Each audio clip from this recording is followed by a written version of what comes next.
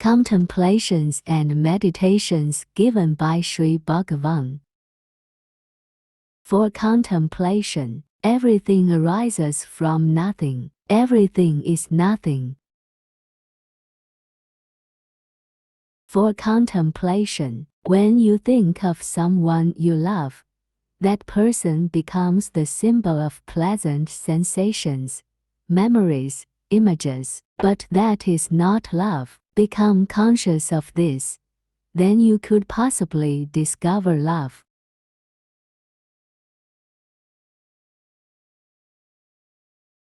For meditation, the mind is a mechanical machine of memory. It knows no rest, no silence, no joy. It is ever wearing itself out. To end all this is awakening. You would then start living.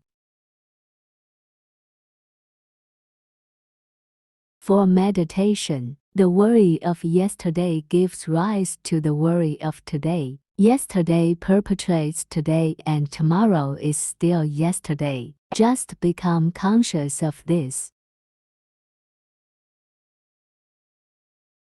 For sadhana, make a list of all decisions and actions you know of that shaped your life and what decisions and actions life took to shape you. Keep contemplating on this, as that would help to move you into the witness state.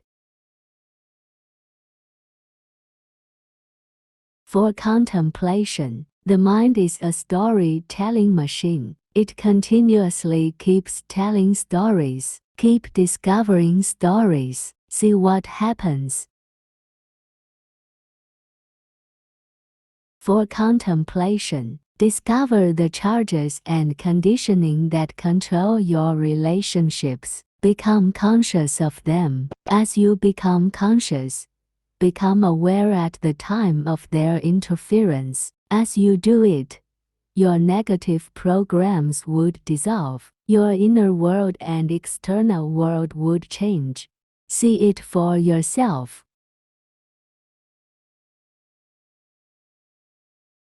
For contemplation, try and discover how the mind is a machine and how it is functioning automatically. It is not the thinker who is thinking. It is the machine called the mind which is thinking and producing the illusion of a thinker. If you could discover this, it would be very easy to enlighten you. Please try. For contemplation, it is important that there is clarity within the mind. Before we could get out of the mind, one should become conscious of the clutter and confusion that is happening within the mind, along with one's breath and body posture. This would bring clarity within the mind along with progress in all that one is doing. For sadhana, your thoughts are not your thoughts. For the unawakened, one's thoughts are one's thoughts. You could cultivate your thoughts. There are so many channels on your TV. You could choose any channel. Similarly, you could choose and cultivate thoughts that energize you. It is most important that you cultivate the right thoughts, like cultivating good crops. This is most important to have abundance in one's life as well as to become awakened. For contemplation, discover how you got conditioned from early childhood. Discover who conditioned you. Discover what conditioned you. Discover that you are nothing but conditioning. Discover how that conditioning is making use of your life for its survival. Such a discovery would make you experience great freedom. This freedom could then free you from a lot of your problems. For contemplation, become conscious that there is no person inside you but only personalities. These personalities dependently arise and cease. If you could become conscious of this within yourself, you could become conscious of this in others. Once that happens, you would become non-judgmental. Once you become non-judgmental, auspicious events start happening around you. These then lead to abundance and miracles.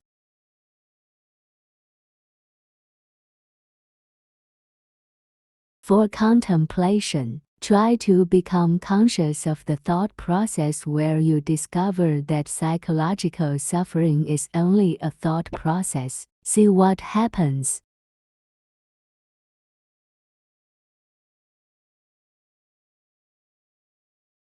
For contemplation, try to become conscious that the psychological self is also a thought process. See what happens.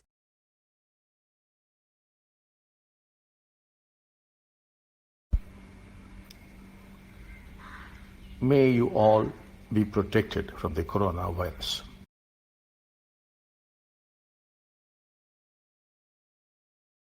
For contemplation, try to become conscious of the various personalities arising and ceasing in you, till you discover that there is no person, but only personalities arising and ceasing as a thought process. Do this for the next week. See what happens.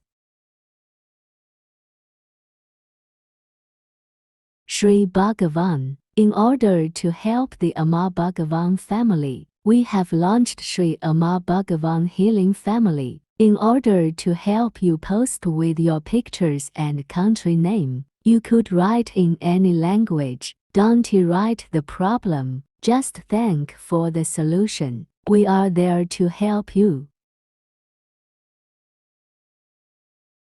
Sri Bhagavan. Seen all the postings until now. Visualize the solution in 3 dimensions in color as though it is happening in the present. We would do the rest. Sri Bhagavan. The purpose of posting the weekly sadhanas is to connect with you and help solve your problems and help you fulfill your desires. It is also for the purpose of moving your consciousness to a state of joy. By doing these sadhanas, you would help us to do all this for you, for which we have prepared ourselves over the years. For contemplation, try becoming conscious as to how the process of thinking creates the illusion of thinker and not the other way round. Become conscious as to how the brain is constantly thinking and creating the illusion that you are thinking. Just become conscious. This is the sadhana till next Saturday. All of you doing together would yield great results.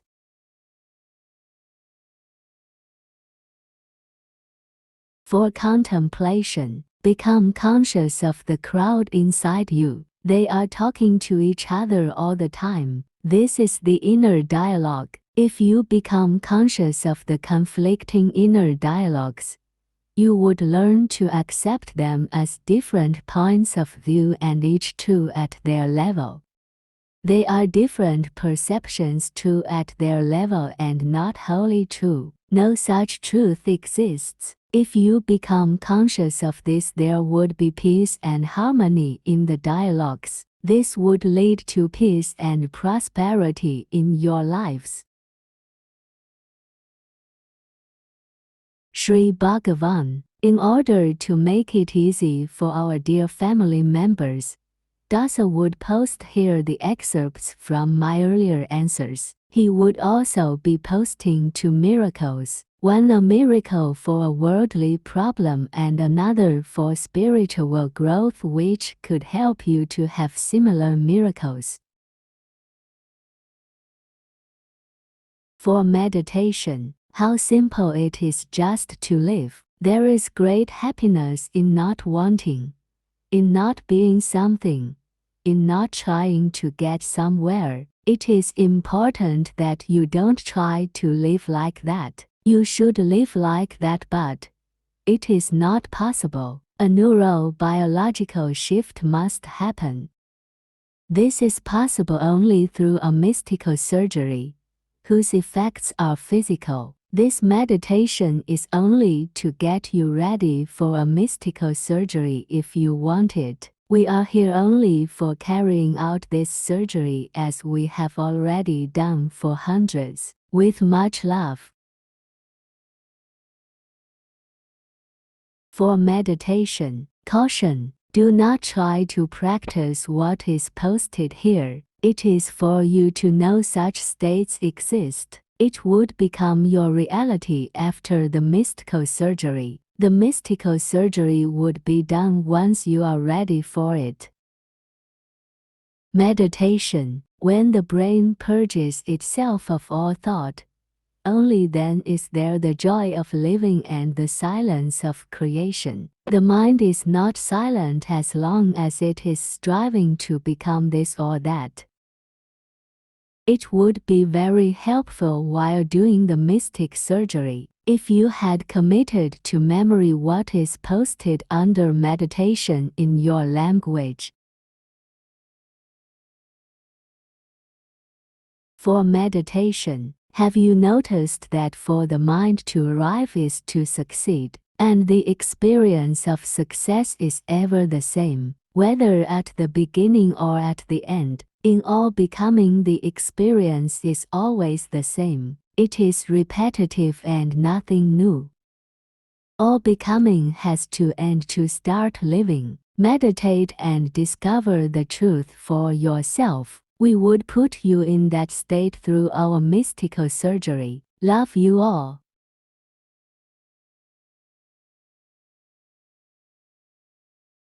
For meditation, joy and happiness are destroyed when the self assumes control. Self-knowledge is the beginning of wisdom. When the self is quiet, there is freedom, love and joy. Try understanding this. For it to actually happen to you, wait for us to do the mystical surgery. Love you all.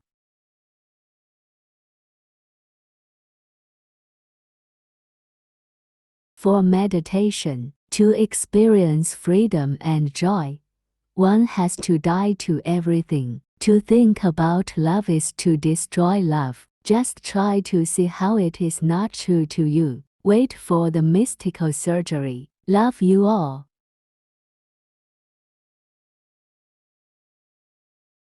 For contemplation, in relationships, problems are always about relationships with oneself and not with the others. Become conscious of this. See what happens. For meditation, when the inner dialogue which is thinking has ceased, only then there is freedom from attachment, identification, conditioning, conflict, and suffering. Only then you know what it is to truly live. Just see how it is not true for you. If you could see it, the neurobiological shift through mystical surgery would start to happen and you would start living. The purpose of life is to live. Love you all.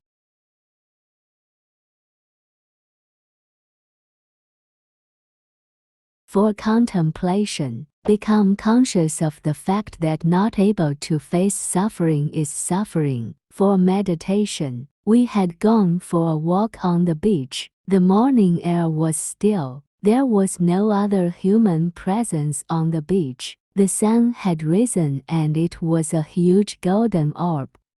The waters of the ocean were simmering in the golden light. The waves were gentle and there was a great silence. There was a oneness with all that is. All thinking and thought had stopped. This would happen after the neurobiological shift. If, however, you could connect with us, you could receive the state. Love you all. For sadhana practice, the art of relationship is the art of becoming the other. Try practicing this. For meditation, this new morning is free from the burden of yesterday. The song of the bird is heard for the first time, and the flowers in the garden are not that of yesterday. The mind is a machine of memory. It knows no rest, no silence, no love and no joy. To end all this is life. Become conscious of this. Wait for the neurobiological shift to happen, so that it becomes your reality. Love you all. For sadhana practice, the art of happiness is the art of helping others. Try this for 7 days and see what happens. For meditation, we were walking by the lake. The breeze was playing with the water, and there was a murmur along the shore. Some boys were playing in the water. On the way back, the full moon made deep shadows. The boys had gone. The moonlight was upon the waters, and the palms were like columns in the shadowy dark. It is so easy to die to the past. It is so simple to live. There is great happiness in not wanting, in not being something, in not going somewhere. Please do not try this. Wait for the neurobiological shift. Until then, live in a way that comes naturally to you. Love you all. For contemplation, when the obsession to change ceases, that is when you have changed. Meditation, it had rained all night. Now it had stopped. The earth was refreshed. The frogs were loud. Their throats were swollen with pleasure. The grass was sparkling. There were tiny drops everywhere. And there was peace. Love you all.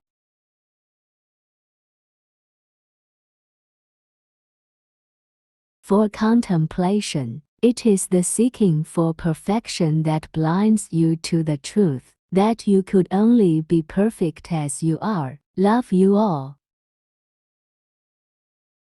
Meditation. After the rains, the dogs were playing. Their bodies were shining. Their eyes were bright. They were having the time of their life. How happy they were. Nothing else mattered. The sun was coming out. The shadows were long. Love you all.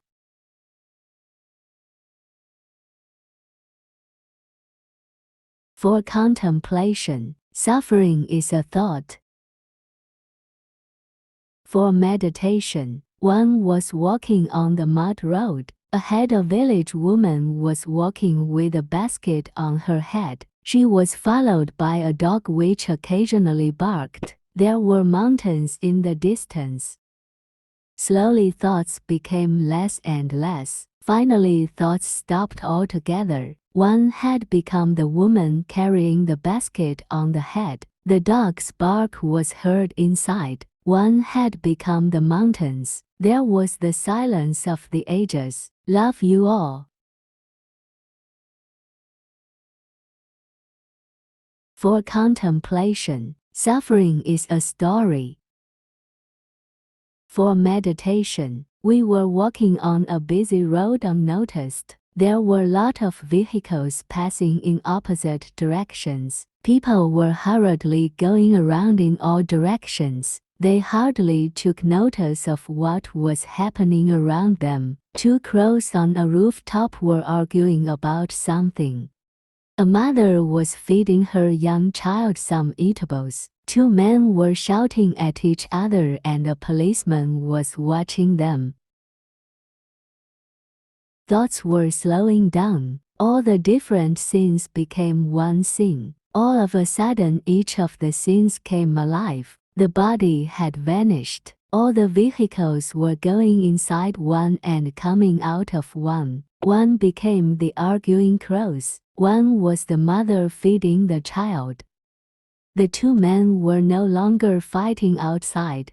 They were fighting inside. One had become all that one had seen. There was no seer. There was no sin either. There was only seeing. Love you all.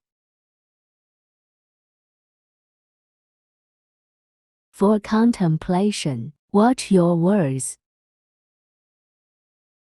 For meditation, they were a couple who had come a long way to talk to us. They had fallen in love with each other and got married a decade ago. They said the first 2 years were very blissful. Slowly the passion for each other began to fade. The fights between them increased. They could no longer get along. They lost all their energy in relating to each other. They had decided to divorce. They thought they would talk with us before they filed for the divorce. They were highly educated and had been to several counselors and programs and courses. As they began to explain their respective positions, they got into arguments. Arguments led to a kind of fight. One could see that both were right, but could not listen to each other. They were hearing only what they wanted to hear. They had developed images about each other and the images were relating to each other. There was no way one could talk to them. Both were beautiful beings. One listened to them with no judgment whatsoever. One could see how these wonderful beings were destroying each other. We spoke nothing, but listened. Soon the arguments became slow. They could see we were listening to them. Soon they suddenly realized they were not listening to each other. Their body language changed. They relaxed. They began to smile at each other. They said they had stopped listening to each other years ago. They said they got what they needed. They thanked. They left. There was a great peace in the room. Love you all. For contemplation, suffering is not in the fact, it is only in the perception. For meditation, we were walking around the campus. All thinking and thoughts had stopped. There were no views or ideas. There was no knowledge. Naming and the effort to understand had stopped. A single bird was sitting on a high branch of a nearby tree. It sat very still. One could feel the intensity of life flowing through the bird. It was the same life that was flowing through us. Life seemed to be focused in this lone bird. One could see just this single bird against the blue sky. A few moments passed. In those few moments, all time was, all life was, without beginning or end. There was just eternity. Love you all. For contemplation, a change in your inner dialogue is transformation. Witnessing your inner dialogue is awakening. Cessation of your inner dialogue is enlightenment. For meditation, we were walking on the dusty mountain road. The stream was slowly flowing alongside. There were sticks, dry leaves and flowers floating in the stream. Small colorless fish were also happily swimming in the waters. The sun was playing hide and seek with the clouds. Beneath a nearby bush a large group of ants looked agitated about something. The crows on the tall trees were noisily holding their morning conference. Just ahead a huge golden snake was slowly crossing the road, unmindful of our presence. After the snake had crossed, a noisy motorcycle came along, raising a lot of dust that settled on the bushes. From a nearby village a group of men shouting at another group could be heard clearly in the still morning air. It was friendly conversation and the men were happy about something. None of this disturbed the morning, which was soaked in a deep silence. A silence that was always there without a beginning or an end. Love you all. For contemplation, suffering is a habit. For meditation, we were walking in the hills. Few drops of rain were falling. The trees looked green and fresh. Before us a young boy was taking his goats home. A young goat was straying away from the herd. The boy was shouting and running behind it to bring it back into the herd. Thick clouds were floating and the birds were flying in groups. The sun was setting and one could hear the sounds of an owl. Everything was happening on its own and everything was flowing. All of a sudden there was a great silence. The boy in front had stopped as also the goats. The boy was frozen and his gaze was fixed on top of a nearby hill. We followed his gaze. On top of the hill sat a full-grown tiger. The boy was waiting for us to catch up with him. When we came up to him, he clung close to us. We both walked along silently with the silent goats towards the nearby village. The tiger sat silently, probably guarding its kill. There was a very deep silence. A great silence filled the night air. Love you all. For contemplation, resistance is suffering. For meditation, it was evening and we were walking through a poor village. The villagers were returning home after a hard day's work. Smoke was arising out of the huts as the women folk cooked the evening meal.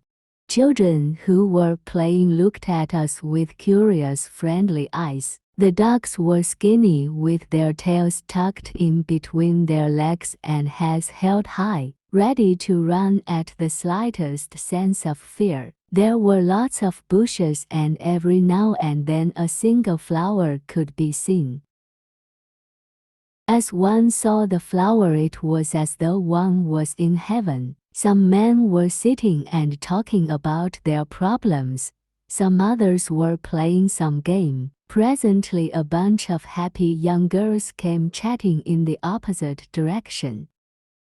Out of nowhere some young men came out of the huts and were curiously looking at them. Out of one of the huts suddenly one could hear a song sung melodiously by a woman. The song was in the silence in which all life was in movement. It was stillness and movement.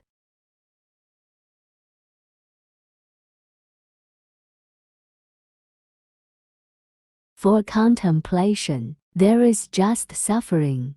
There is nothing like my suffering and your suffering. For meditation, we were sitting under a tree beside a stream. The stream made a pleasant sound as it flowed down a slope. It was getting dark and one could see fireflies in all directions. The place suddenly seemed strange and empty. Not a leaf was moving and the mind was totally empty. There was no identification with anything. Everything was in this emptiness. Time had ceased. For contemplation, suffering is a dream. For meditation, we were walking on a footpath. There was a wall, probably the remains of an ancient structure. The walls were thick and had holes in them. Parrots were flying in and out of those holes. Below the wall was a hole. Thousands of big black ants went in and out of that hole. They were very active, and when they would cross in the opposite directions they would just halt, touch each other's heads and move on. Their path was long. They were carrying food. It was a dead grasshopper cut to pieces, pieces of a dead frog or an insect. What was big they were cutting to pieces. What could not be carried was eaten then and there. Ants that were inside were constantly digging and pouring mud out of the hole. They also came out now and then to check out if there were any intruders. It started drizzling and all activity stopped. After a while it stopped and the ants were back. As evening was setting in, the parrots came back to their holes. After inspecting for safety, they went inside for the night. One could hear the sound of an airplane flying overhead. Soon the stars could be seen in the sky. The parrots, the ants, the airplane, the night and the stars were all one. Everything was sacred.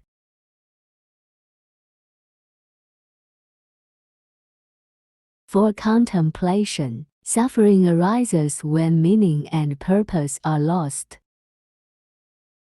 For meditation, it was a small village. Not many people knew of its existence. Beyond the village was a mango garden through which a path went up the hills. As it had rained earlier, there was the smell of the mango leaves. A variety of birds were flying around. There was a strange stillness surrounding the hills. Others who had come with us on earlier occasions had also noticed that, once we were up in the hills, the path ran alongside a stream. On the other side of the stream there were a number of caves. We were told that bears live in those caves. We were also told that a very spiritual man lived in those caves, and on occasions people had met him and had received great blessings. Today, as one was walking slowly, one could make out the figure of a being sitting very still under a tree in front of a cave. He was so still he totally merged with the tree and the cave. He was part of nature and seemed to be breathing with it. He was enjoying his solitude. In solitude there is no loneliness. We sat opposite on this side of the stream. Both were experiencing a timelessness in which all things happened. It was the same timelessness into which both had merged. All life was one. The one life was flowing through both, the trees, the stream, the hills, and all that was there. All life was one, and that was sacred. For contemplation, all suffering arises from the fundamental division of the me and not me. For meditation, the sea was silent. The sun was coming up from behind the hills which were far away. We were sitting under a tree which had fresh green leaves. Little beyond was a tree which only had flowers. The ground under the tree was covered with flowers. Some children were sitting on the flowers. On seeing a stranger, they fell silent. Their eyes were friendly. They were poor and probably had nothing much to look forward to. A crow sitting on the tree was calling out, using different notes. It was still, but its eyes were agile and moving about. Its beak was strong. Soon 6 others came and joined it. All details were being taken in. There was no meditator. Meditation was on. The mind was not focused on anything, but took in all details. The mind had not become anything, as there was no identification. The silence was all-pervading and everything was in it, like the sea contained everything that was in it.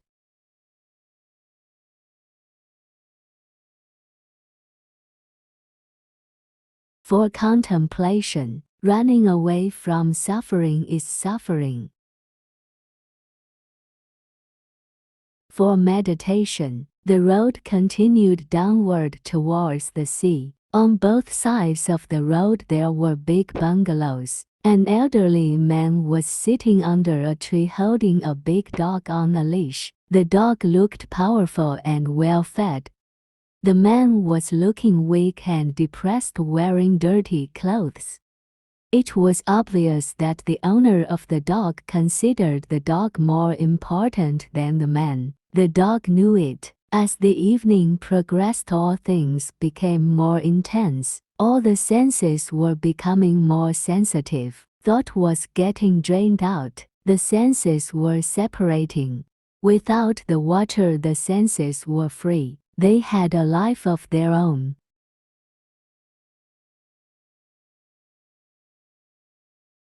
For contemplation, suffering arises from the obsession to change. For meditation, we were flying in a small plane. We were flying over villages surrounded by cultivated lands. The earth was divided and possessed. The earth looked like a multicolored carpet from above. It was a silent journey. It was not a journey undertaken by the mind. The mind was completely still. In this journey there was no point of departure and no point of arrival. It was a movement in stillness. It was there when the mind was not there.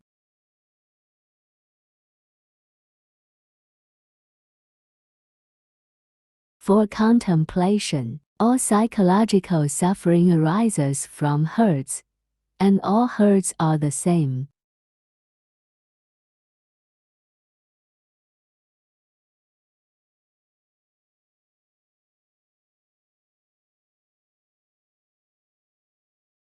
For meditation, it was evening.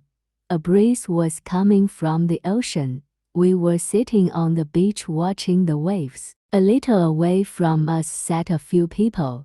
They seemed to have come to the beach after attending a spiritual talk. They all seemed very serious who had been searching for many years. As we were taking in the ocean, the sky and the people on the beach, there was that silence when the mind is absent. Soon we were the group of people sitting nearby. The person nearby was occupied with his own thoughts, with watching and listening. It looked like he was trying to be empty. The one next to him, who was trying to be empty, either became blank or was lost in daydreaming. Another one was preoccupied with trying to be empty. Some were thinking of the office, some of the family, some of the future, but none was empty. Though each one was trying to be empty, probably inspired by some spiritual talk they could have just heard before coming to the beach. Instead of becoming empty, their minds were in a ceaseless movement. As their minds were occupied, they were not aware of the intensity of the silence. Their very trying prevented them from becoming free of the mind. The more they tried, their minds got involved in chattering and planning, and they got stuck in either the past or the future. It was becoming dark. They were getting engulfed in the silence. Their minds were slowing down.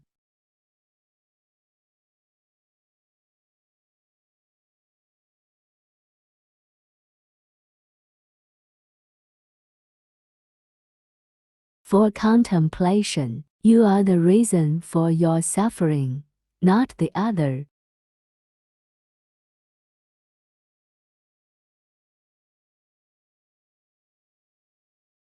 For meditation, it had rained all night and now it had stopped. A few people were sitting around the temple to meditate. One of them was thinking how long it would take for him to become enlightened. He did not realize that enlightenment was a happening and does not take time. In fact, it is this assumption that it takes time that prevents one from becoming enlightened. Another person was thinking he was stuck in habit. Therefore, it may not be possible for him. As he was struggling with the question how to become free from habit, the question was becoming more intense. As they were thus occupied sitting around the temple, their minds suddenly started slowing down. They began realizing it was a happening and they had nothing to do.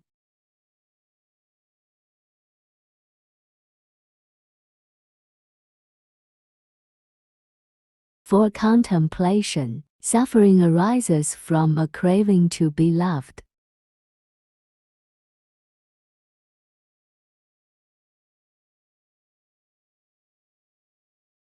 For meditation, it was a very pleasant day. Crows which were fighting a short while ago now became silent. They were 3 men in their late 50s. They had recently attended a program to be able to go into peak states and had been meditating in the temple for a few days. They wanted to share their experiences. As they entered the room, we offered them seats and they silently sat down. For some 10 minutes none of them spoke anything. Then finally one of them started speaking. He said in the process he attended he had experienced a mystical surgery, after which he was experiencing silence all the time. He said after a few days he went to the temple to meditate where he experienced a greater surgery and now things seemed different. We asked him what was the difference. He said the state he had experienced was not there anymore, though possibly he could move into it every now and then. He continued. He said throughout his life he had been craving for permanence. He said in the process he truly experienced how all things were changing and nothing was permanent. After that he said the craving for permanence had completely left him. Ever since then he said he was effortlessly flowing with life. Now the other person began to talk.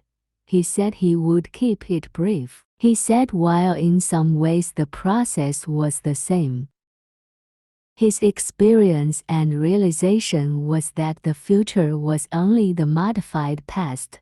On realizing that, all craving had stopped and he experienced a peace in the body. Now it was the time for the third person to speak.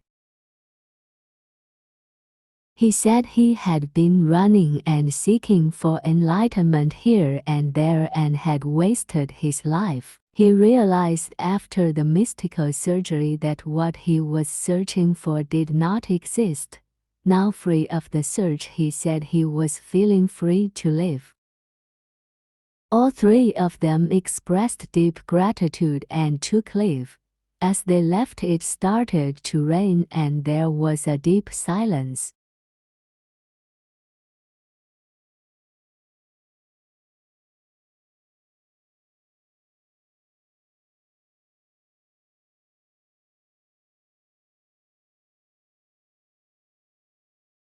For contemplation, awakening is the freedom from the craving to be awakened. For meditation, between September 2018 and March 2020, we conducted programs for a few hundred people, for many of whom we carried out mini mystical surgeries. Most of them went to the temple ecom and meditated. We could carry out advanced surgeries. They experienced great peak states, cosmic consciousness, because of which they experienced a great shift in their consciousness. They view life differently now. They came to meet us to tell what had happened to them and to express their gratitude. We were meeting them to all 3 at a time.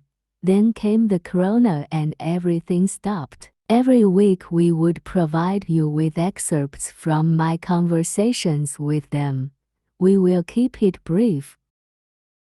Please go through them. AB would refer to me. They would be referred to as S1, S2 and S3. S meaning seeker. S1. For 20 years I have been a seeker and a follower of Advaita and had wanted to experience that state. What happened to me was something I was totally unprepared for. Everything lost meaning as the mind stopped interfering and interpreting. My craving to be free of craving was totally gone.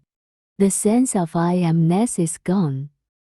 There is only amness. There is no way to communicate what I am experiencing. There is no desire even to communicate. I am grateful. Amma Bhagavan. S2. The peak state lasted for some 3 hours. During this time I found everything changing. The universe was acting on me and I on the universe. Every view of mine disappeared. All knowledge was declutched. All search and becoming has ended. Thank you, Bhagavan.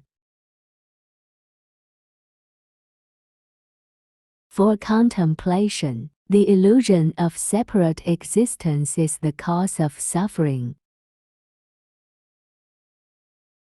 For meditation, he was a tall, strong man. He entered the room slowly and sat silently. There was a physical silence about him. AB, would you like to talk about what happened to you? The seeker, I feel no need to talk. But since you ask, I would like to talk. I do not know if I would be able to really talk about what happened.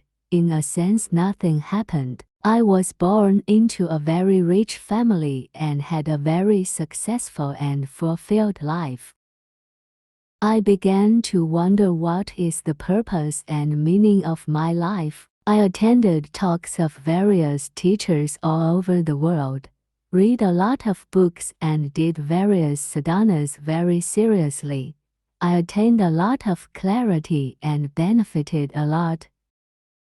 Even found some solace. Still the question would not go away. It became even more persistent. I attended your sessions and the seeking became even more. Still no answer. After the initial surgery, I went to the temple and meditated for a few days. More and more surgeries happened. One day there was a powerful peak experience lasting for almost an hour. I was taken out of the body. I could clearly see that what I had learned from the books and the teachers had created this seeking for a purpose and meaning in life. When I saw this, the craving for a meaning and purpose disappeared. Along with this, my sense of separate existence disappeared. My suffering too disappeared. There was total acceptance of myself. Thank you so much.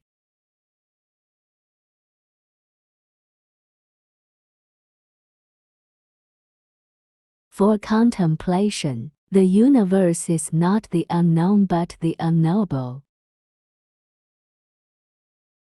For meditation, he was a thin man of medium height. He walked joyfully into the room. He was smiling almost all the time. There was a joyous energy about him. He gave the feeling of one who was free of a big burden. AB, you seem to be very joyous. Seeker, yes, I am. I am free of a big burden I was carrying for many years. AB, what was your burden? Seeker, I was a businessman and I had seen many ups and downs in life. I also have a happy family. Almost 20 years ago I had a crisis and was led by a friend to Advaita. That led me to Ramana Maharshi, whose teachings made a great impression on me. They helped me to face the crisis. From then on I was gripped by a strong passion to get into the state of Ramana Maharshi. My family was well settled and my son was taking care of the business. I fully turned my attention to spirituality, wanted to experience the state of Ramana Maharshi. I did a lot of things. I do not want to go into all that now. Try as I might, except for a few experiences, some of which were very powerful, I got nowhere. More and more enlightenment was appearing as a joke to me. I had become somewhat quiet in my seeking, but the passion was silently burning inside with the hope that one day I would be enlightened like Ramana Maharshi. I attended many of your sessions, but they did not help me, and I did not believe you could help me. Somehow I pulled myself to one of your courses, And there I experienced some surgery take place. Some faith came into me and I decided to meditate at the temple. Hoping for big surgeries leading to peak experiences, I went for 10 days and nothing happened. As I was losing hope, I decided to give one more try. This time, no sooner was I into meditation for 10 minutes, my consciousness began to expand. I could see the planets and even the galaxies. I saw many things. I saw mandalas and gods. I thought I was beginning to understand and experience all that I saw. As time went on, what I was seeing was changing. I understood I can understand nothing. My experiences too were changing. I understood I can experience nothing. After a while it dawned on me that nothing could be understood or experienced, including enlightenment.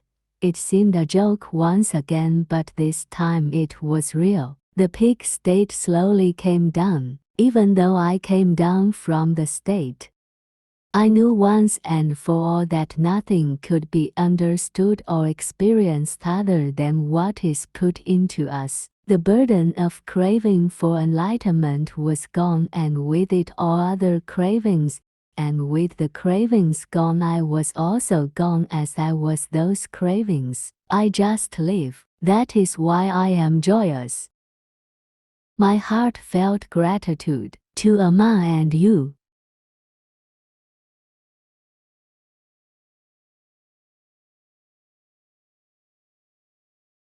For contemplation, free will is an illusion.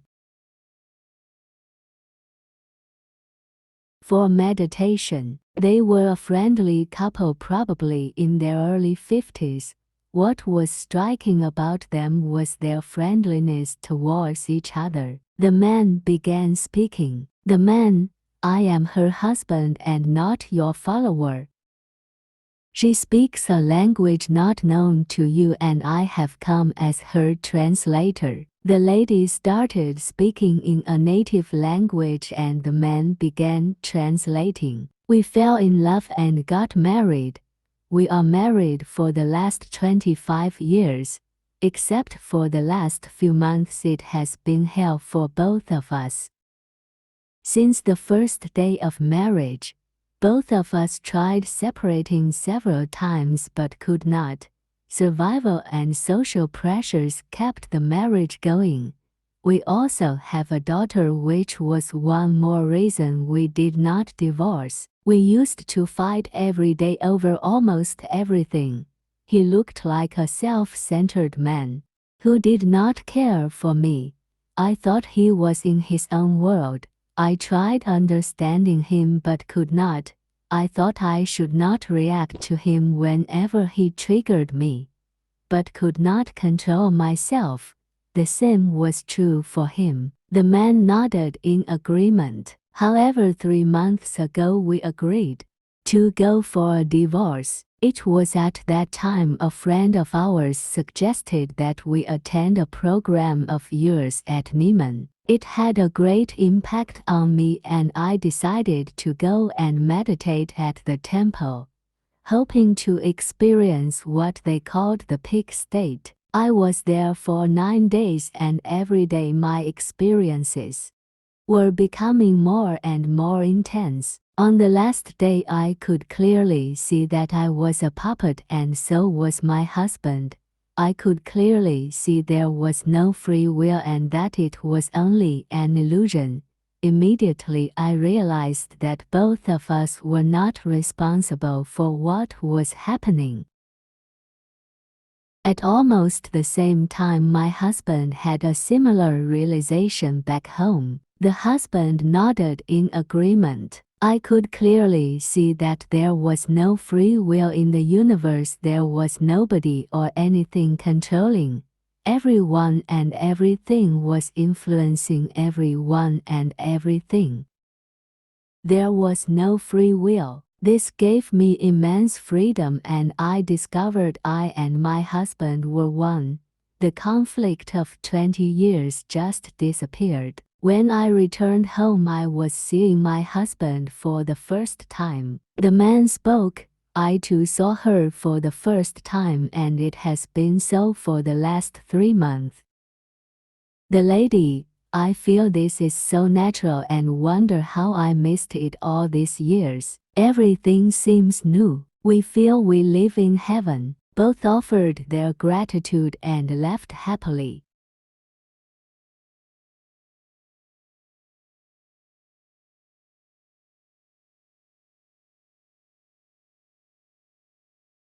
For meditation, no change is possible, no change is necessary.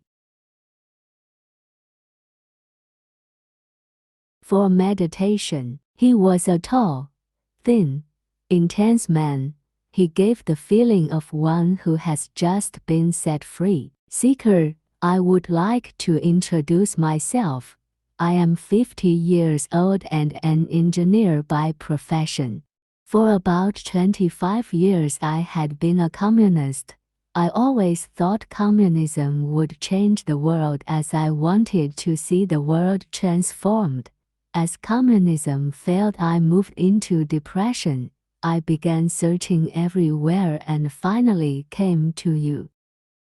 I had been listening to your teachings for over 5 years. I understood them, but none of them worked for me, nor were they true to me. I was beginning to lose hope. I began to think all teachers talk about something which did not really exist and possibly were all common. I decided to go for one last time. I attended a process at Namam. After the Diksha, when I was lying down, I saw Amma and Bhagavan as light beings, along with a lot of other light beings, do a lot of surgeries on me.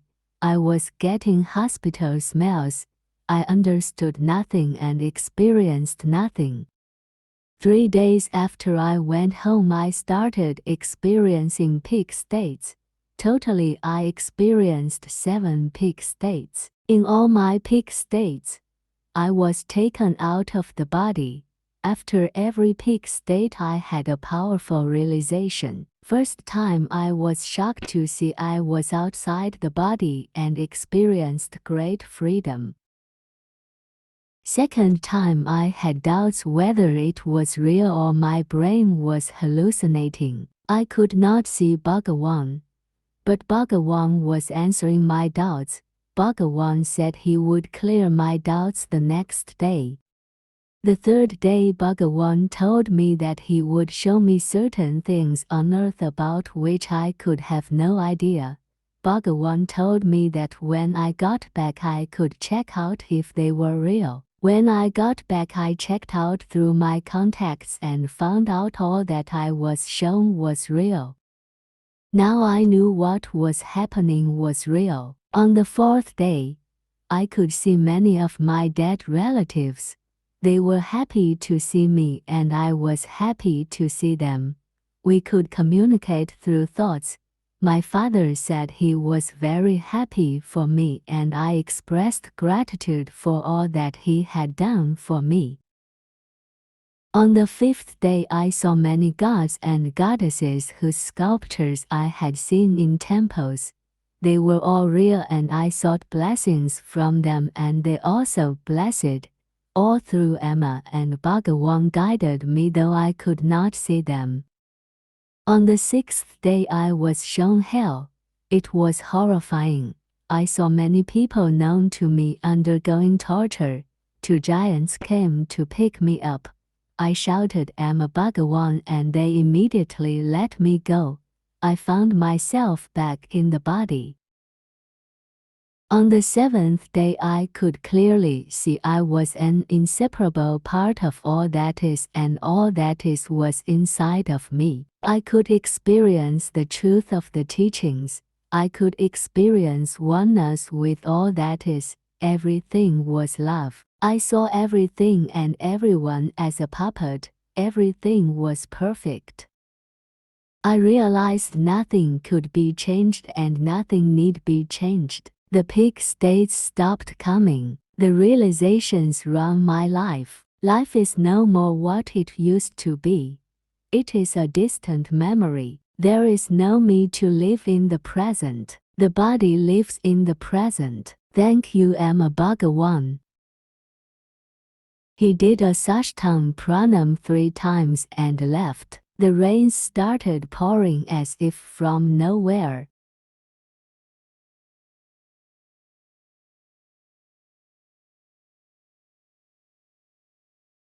For contemplation, there is only amness. There is no I amness. For meditation, the couple walked in. They possibly were in their mid-50s. The man was silent and smiled. The lady was silent but did not smile. The man, I wanted to talk to you about what happened a few weeks ago. My wife wanted to accompany me so that she could listen to what we spoke. The lady, yes, Bhagavan. AB, you could talk. Males, I belong to a well-to-do family. I have inherited a lot of wealth. My grandfather, I was the second in charge in the company where I worked. I used to work. We have 2 children, a son and a daughter who are both well settled. My grandfather, ever since I was a small boy, told me that if you do not become enlightened, life was not worth it. Ever since I had been silently seeking enlightenment, and that was my passion silently burning inside me. I was a very lucky person and highly fulfilled in life. I had been following you for 10 years, struggling to understand you. Your teachings often appeared contradictory to me. 2 months ago I participated in one of your programs and nothing happened to me. One day I was sitting in a chair in my garden. A golden orb appeared and entered my head. Earlier I had never had any mystical experience. The golden orb went through all chakras up to the lowest chakra, then went up through the chakras and out of my head. This happened for the next 3 days at the same time and at the same place. Every time it became brighter, then it stopped. Nothing else happened. However, I felt things were not the same. I could do all my normal functions without any great difficulty. I had taken leave from office, so there was no need to go to office. Slowly I realized that I was not there. The sense of I amness was not there. The sense of amness was, however, there. My memory was there and it functioned when required on its own. Thinking happened in a flash when required. It was no longer my thinking, it was as though a computer was thinking. Thoughts did appear now and then. I do not know from where they come from, but certainly not from my head. My use of words like me and I are only a matter of convenience. The sense of I has never come back. I felt I was an inseparable part of the whole. I feel very connected to my wife and children, but I no more feel attached to them. At this point his wife broke down. The lady, Bhagavan, please give me back my husband. He has become more kind and loving to me and my children. We can clearly see he is no more possessive. We have lost him. He has given up his job. Though money is no problem, it is a loss of status in society. Please give him back. AB, he has been searching all his life for this. That is why he got this. Please wait for a few months. Living with him would be most delightful. The lady, I don't believe this. AB, Namaste. They both did Sashtang pranam and left. The lady was so very sad. For contemplation, lack of connectedness is the only problem. For meditation, He was thin and tall. He had smiling eyes and entered the room in a dignified way. He sat down comfortably and began to talk. Speaker, I am a doctor by profession and quite famous in my place. I also hold a dignified position in society. I am known for my values and kindness and social service activities. I keep reading a lot of spiritual books and keep trying to put into practice what I had learned. I worked very hard to cultivate those virtues. I could impress people a lot and felt very good at the significance I received from the people. I had attended your Namam process. Amma and Bhagavan along with other light beings performed various surgeries on me. Though myself a surgeon, I could understand very little of what's going on. As the surgeries proceeded, Amma and Bhagavan were showing me who I was. They showed me I was exactly the opposite of the person I thought I was. I was a dignified person filled with lust and craving for significance.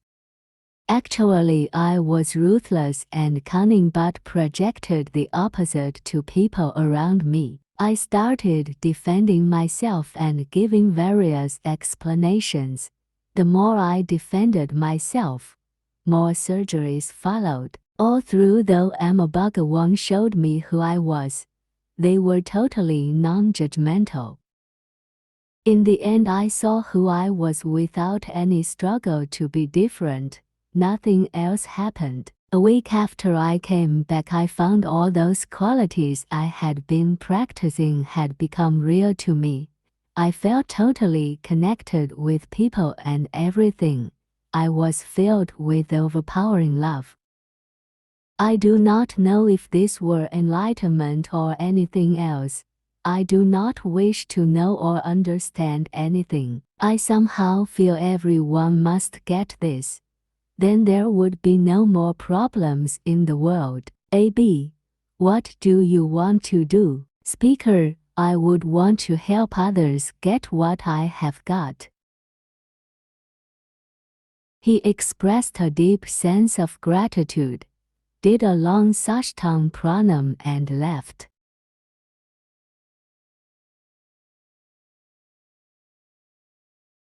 For contemplation, being judgmental is the cause of suffering. For meditation, a mother and son walked in.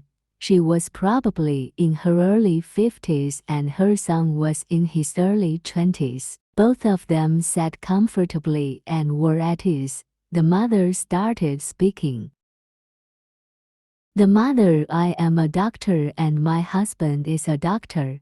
My son too is studying medicine. Though I have been successful and things have gone the way I wanted, I used to be deeply unhappy inside me. I had difficulty getting along with people even though they were good to me. I would be constantly picking up fights and shouting.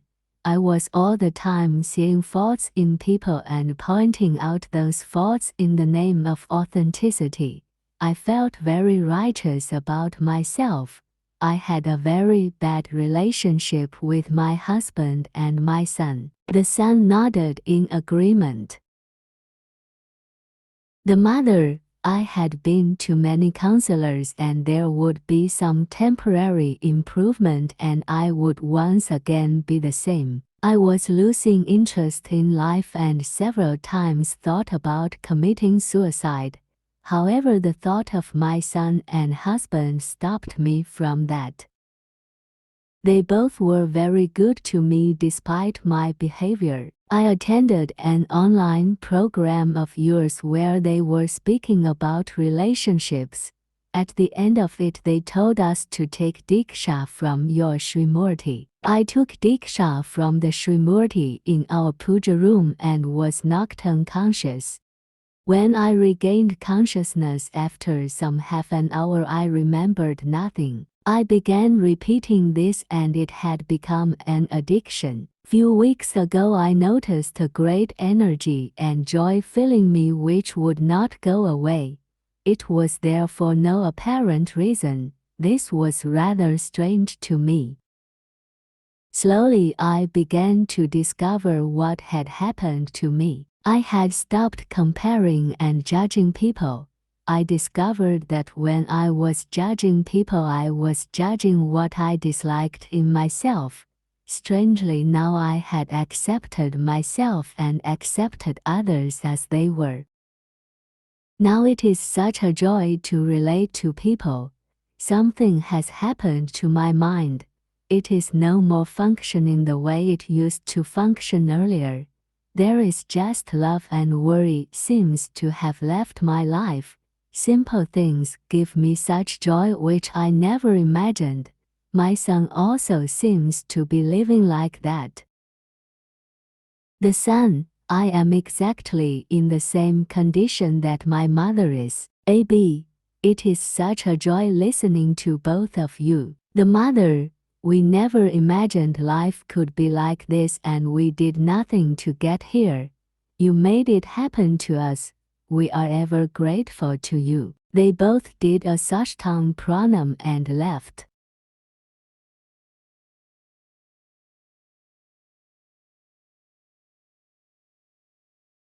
For contemplation, we are all the time manipulating our interactions with others. For meditation, they were thin, tall men, probably in their early 30s. They walked in slowly and silently sat down. They said Namaste. Speaker 1. We are both friends. We have been friends for the last 10 years, and we have been together in your Dharma for the last 10 years. Both of us are bureaucrats and love our jobs as it gives a great opportunity to serve the people. We spend a lot of time discussing your teachings by visiting each other's home. We thought we understood your teachings quite well. Speaker 2. After the discussions, we would take Diksha from your Srimurti in our puja rooms and move into a state which would naturally come to us. However, we did not see any change in us. It was then that we both decided to sit together and describe the thoughts as they were happening to each other. This we could see clearly after we had spent some time in the state. Speaker 1. This went on for some months. In the process, we discovered how we were always trying to manipulate our thoughts to create a particular impression on the other. Speaker R. Not just between us, but in all our interactions with others. As time went on, we began to watch this all the time, even as the manipulation happened.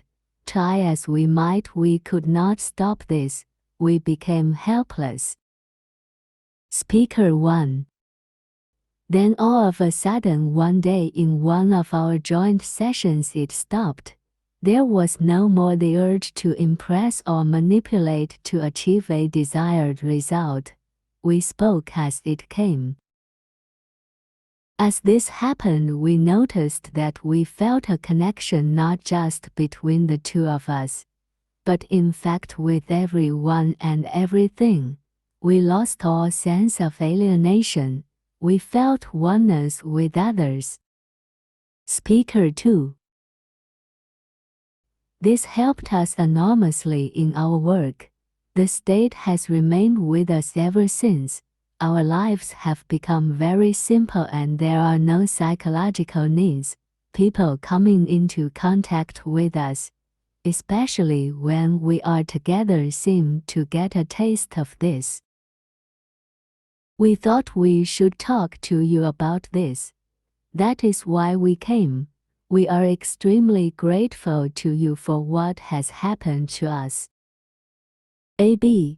It gives us such joy listening to both of you. All the blessings to both of you. Both did a Sashtang pranam and left.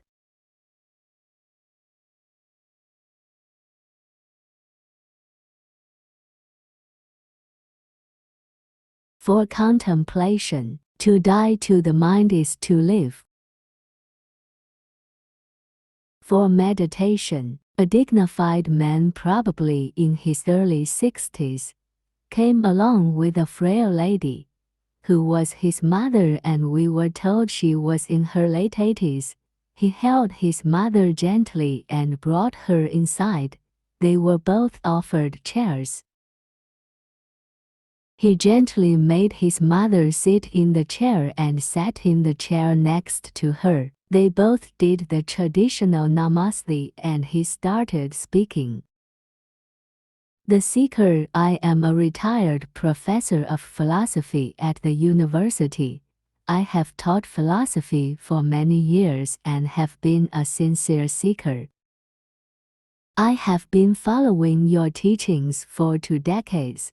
I understood them intellectually, but they never became my reality. I regularly used to go to the beach opposite the university and kept gazing at the waves, the stars and the sky till I was almost alone.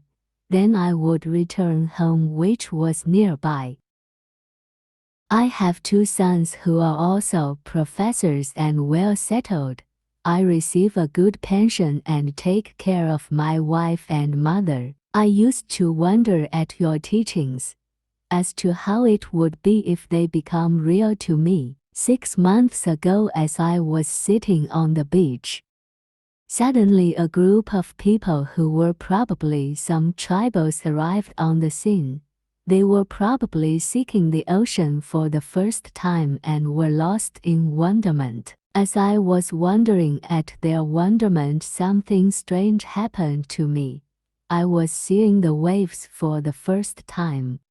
Soon the entire ocean was looking strange. The mind had stopped and everything was looking new and strange. Now and then the mind came back, but it was dead. Hitherto the mind was the I, but now the mind did not have the I. The I was gone. It never came back.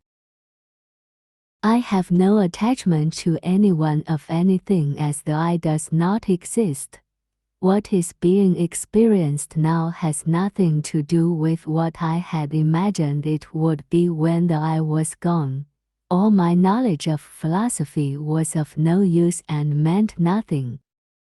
I am no more attached to my mother, but it has been replaced by a greater care and love for her. So saying, he gently touched his mother. There were tears in the eyes of his mother. The graceful old lady gently smiled and in a low voice uttered, I have lost my son.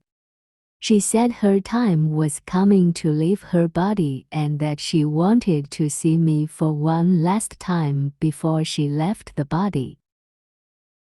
A.B. We got up and held her hands and kissed her on the forehead and gently led her towards the door. Both mother and son were filled with a great silence. It impacted those around.